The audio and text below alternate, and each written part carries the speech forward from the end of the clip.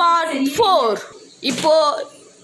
இப்போ இது நண்டு செய்கிறது எப்படி பார்க்கலாம். போன தடவை மீன் குழம்பு செஞ்சிருந்தோம். மீன் குழம்பு பார்க்க இந்த மாதிரி தான் இருக்கும். மீன் குழம்பு முடிஞ்சு போச்சு. அவ்வளோ ஃபஸ்ட்டு கடை எடுத்துக்கிட்டீங்க.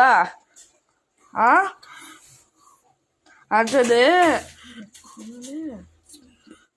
சோம்பு கொஞ்சோண்டு, அடுத்தது ஜீரகம் கொஞ்சோண்டு, கடுகு, மிளகு கொஞ்சோண்டு. மிளகு கொஞ்சம் நிறையவே போட்டுக்கோங்க.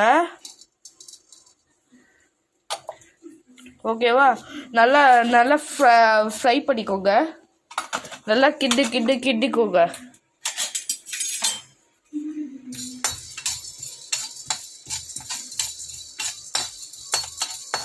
அடுத்து தனியா போட்டிங்கன்னா, தனியா போட்டோடனே கொஞ்சம் வதக்கிக்கிறோம்.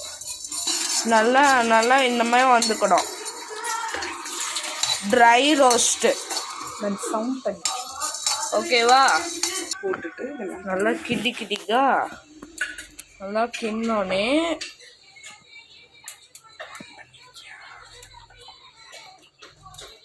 இன்னொன்று எடுத்து ஒரு தட்டில் போட்டுக்கணும்.